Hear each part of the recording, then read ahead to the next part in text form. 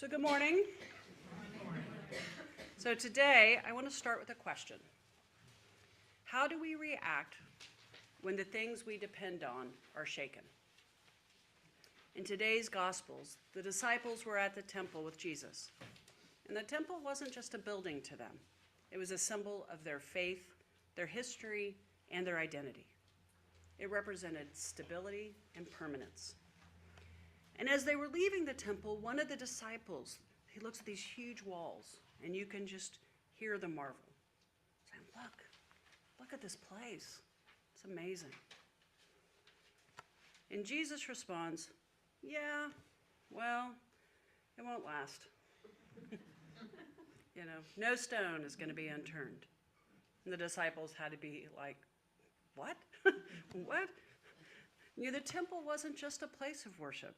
It was the center of their world. To say it would fall apart was unthinkable. It was probably actually pretty offensive. But Jesus didn't say this to dismiss the temple's importance. He said it because he wanted them to understand something deeper.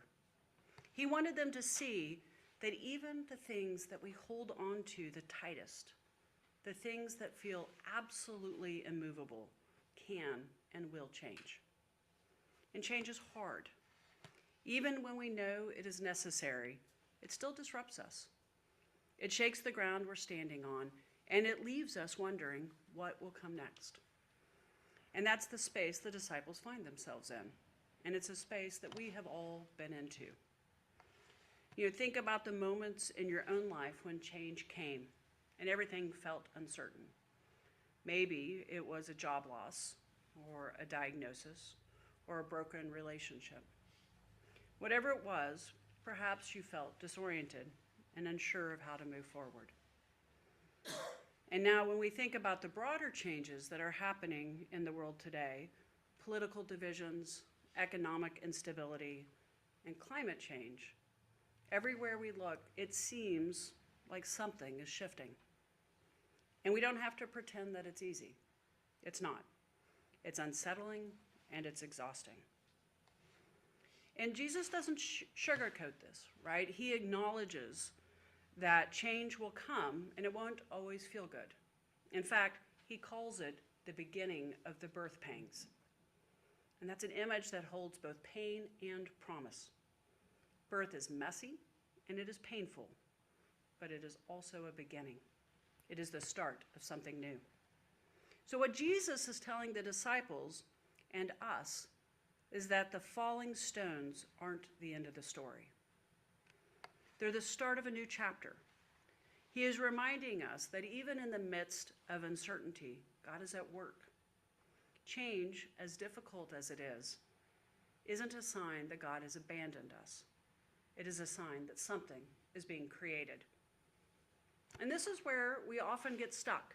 When things fall apart, our first instinct is to cling to what we've lost or to scramble to rebuild exactly what was there before. But Jesus invites us to see the moment a little differently.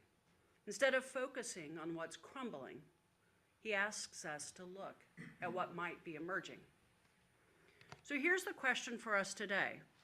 How will we face the changes in our lives and in our world? Will we cling to what was, or will we trust that even in the birth pangs, God is doing something new? And this is the challenge, but it's also a hope. As people of faith, we are called to live in the tension, to grieve what has been lost, but also to open ourselves to what might emerge. Change may be unsettling, but it's also where transformation begins. This is where God does some of God's most creative work. Change often feels immediate and overwhelming, like it just all of a sudden happened. And right now, with the election, it feels like we're standing on the edge of something. The tension is palpable, but the election itself isn't the root cause of this unease. It's a reflection of something much deeper, a widespread dissatisfaction and anger that has been simmering for a long time. And you can feel it everywhere. People are really frustrated. Political conversations feel more divisive than constructive. And when people feel unheard or unseen for long enough, it's no wonder that anger starts to surface. So we're going to encounter that anger. We just will. And the question is, what happens to us when we do? So last week, I posted my sermon on YouTube, like we do every week. And you might recall that the sermon was about love, and that love is not political. Well, this set a few people off, and we received more than a few comments on that video. Normally, about 20 to 30 people see our sermons on YouTube, not very many. This week, we're almost 400. Wow. Apparently, the algorithm favors hateful comments. So maybe we'll all go after today and write some hateful comments on the sermon. No, we're not going to do that. I actually think that people were looking after the election for a word, right? But anyway, there were some pretty hateful comments that were left on the video, and exclusively because I'm a woman priest. So this stopped me. I wasn't mad, surprisingly. I was challenged. It was a very tangible reminder of the negativity that is out there. And for someone who has nothing to do with me or with our church to take the time to go and leave some nasty comment, it really said something. And it wasn't just one person. It was several people. And what I know is if one of those people that left that comment showed up here at the church hungry, I would feed him. And we would feed him or her. Interestingly, there were a lot of hers. And that isn't the challenge, right? The challenge is to be unattached to whatever might make me or us feel animosity towards that person so that we can feed them without malice. This is what it means to be provoked by love. And that's what I want to be.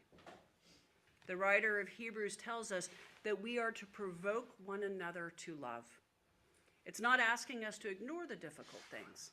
It's asking us to transform them, to take the things that could make us angry and to use it as fuel to draw us closer to God, closer to each other, and closer to the work of love. And Jesus modeled this kind of provocation, right? Didn't ignore injustice and the brokenness of the world. He addressed it head on, but his response was always rooted in love. Even on the cross, he forgave those who mocked him and tortured him. He refused to let the actions of others determine his response. And this kind of love doesn't excuse harm, but it refuses to be defined by it. It challenges us to see the bigger picture and to trust that God is at work, even in the chaos. And it invites us to participate in that work, not by lashing out, but by loving more deeply. So, what might this look like in practice? It might mean responding to cruelty with kindness. It might mean deleting the comment and not responding to it. It might mean being the first to reach out after an argument, even when it's uncomfortable. And it might mean standing for justice while refusing to demonize those on the other side. Every moment of provocation is an opportunity. We can choose anger or love, division or connection. And the choice is ours.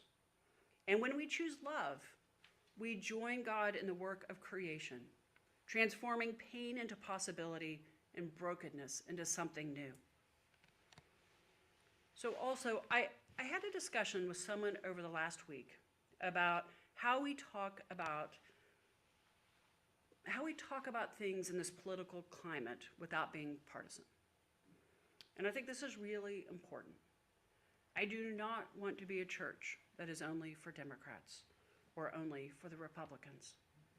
I do not want to be a church that holds to the political messaging of one party. I want to be a church that follows Jesus. I want to be a church that teaches radical love lived out in our community. I don't care if someone is a Republican or a Democrat. Let's work together for the dignity of our neighbors. What is clear to me about the election is that people are really unhappy. There are a lot of needs, basic needs, that are not being met. Of course, people are angry. There are fights about things that will never touch their lives while they are trying to figure out how to buy groceries, pay rent, and help kids with homework they don't understand. Jesus did not stand in the Colosseum debating the finer points of Roman thought. He was out giving people food. He was challenging people about what they thought love meant or what the kingdom of God was. And this is our work. We are not a church just for Democrats or for Republicans. And to be honest, I don't think either party has the answers. Instead, the writer of Hebrews tells us that in times of uncertainty, we are called to hold fast to the confession of our hope without wavering. I'm going to say that again. Instead, the writer of Hebrews tells us that in times of uncertainty, we are called to hold fast to the confession of our hope without wavering.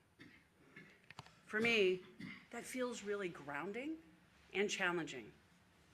Hope can seem really fragile when the world around us feels chaotic, when divisions are deepening, and when change feels like loss. Hope is not the same as optimism. It isn't wishful thinking or ignoring the hard truths. Hope is a deliberate choice to trust in God's faithfulness, even when the path ahead is not clear. The writers of Hebrews knew this. Addressing a community that was facing a lot of hardship, they didn't promise an immediate solution or a quick return to normalcy. Instead, they pointed to God's enduring presence and faithfulness. Hope in this sense is an anchor. It does not remove the storm, but it holds us steady within it.